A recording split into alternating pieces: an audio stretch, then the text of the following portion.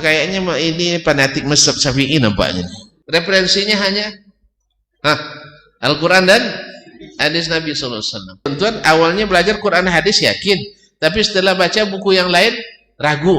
Batu orang ulama yang membuat kita saleh dengan amal, atau 10 atau 15 ulama yang membuat kita tidak saleh dan beramal.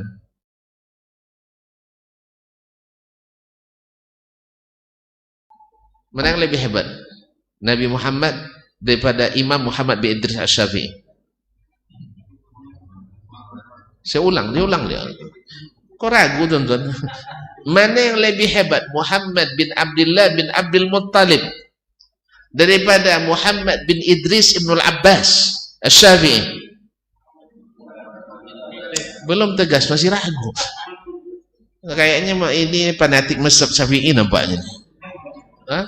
Mana yang lebih hebat? Muhammad sallallahu alaihi wasallam daripada Muhammad rahimahullah? Muhammad sallallahu alaihi wasallam lebih hebat. Padahal mana yang lebih banyak referensinya? Imam Syafi'i daripada Nabi Muhammad sallallahu alaihi wasallam? Imam Syafi'i. Maka banyak referensi tidak mesti lebih tinggi ilmunya. Jelas? Jelas?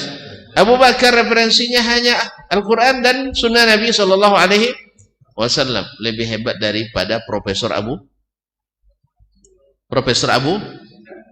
Bakar Siddiq. Lebih hebat daripada Profesor Abu Bakar. Allah yahdik. Daripada Profesor Abu Bakar. Kan ada Profesor Abu Bakar? Ada. Mana yang lebih hebat? Abu Bakar As-Siddiq daripada Profesor Abu Bakar? Abu Bakar Siddiq tak ada bukunya dah, tak ada artikelnya dah, tak ada skopusnya dah. Jelas, tak ada jurnalnya dah. Referensinya hanya Al-Quran dan hadis Nabi SAW. Lebih hebat mereka. Jadi referensi tidak menentukan hebat, tidak. Walaupun kita hari ini memang butuh referensi. Teman, referensi harus yang benar. Kalau bikin ragu itu referensi berusak. Ya tuan-tuan, awalnya belajar Quran hadis yakin, tapi setelah baca buku yang lain ragu. Berarti referensi bagus atau buruk? Saya ulang lagi. Awalnya yakin, Al-Quran hadis yakin, karena Al-Quran jadi hidayah bagi orang yang beriman, yang bertakwa. Siapa? Allazina yu'minuna bil ghaib. Setelah baca yang lain tak yakin lagi nih Al-Quran. Berarti referensinya referensi buruk atau referensi baik? Buruk. Nah, untuk apa banyak referensi 800? Justru membuat kita semakin congkak, semakin angkuh menolak kebenaran. Lebih baik 1 atau 2. Sama, sebagian orang baru dapat 1 hadis, dah pandai pula berfatwa. Ya, 1 hadis diamalkan lebih baik daripada 1000 hadis tak diamalkan 1. Betul Pak? Ustaz, soci hadis. Yang bahasa Indonesia tak paham nampaknya, terpaksa saja buat soci hadis. Tapi diamalkan rutin daripada 1000 hadis. Tak soci yang diamalkan. Mana yang bagus? Alhamdulillah. Pada bahasa Indonesia rupanya. 1 hadis. Ilustrasinya Ustaz, gambarannya, antum punya sawit 1 batang, tapi Masya Allah sekali panen 200 kilo. Abang nih, Buya nih punya sawit 80 batang, 1 kali panen 200 kilo. Antum pilih yang mana? Yang 840 batang atau 1 batang? Alhamdulillah. Betul toh? Seorang alim tapi dengan ilmunya saleh, nampak amalannya. Perintah dilakukan, larangan ditinggalkan. Sah? Di situ ada 15 alim, tapi perintah diabaikan, larangan sekali-kali dilanggar. Tentu alasan pasti ada. Darurat lah namanya, atau tidak wajib lah, tidak haram lah.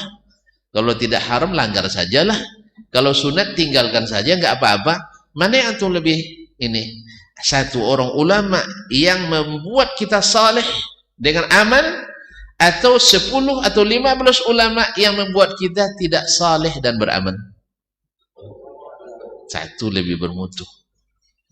Ya Ustaz ya.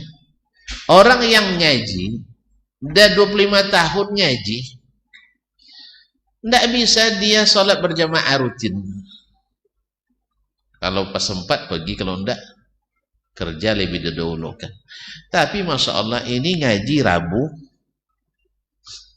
Kamis potong celana, Jumat pelihara jenggot, Sabtu sudah berfatwa. Mana yang lebih hebat ini?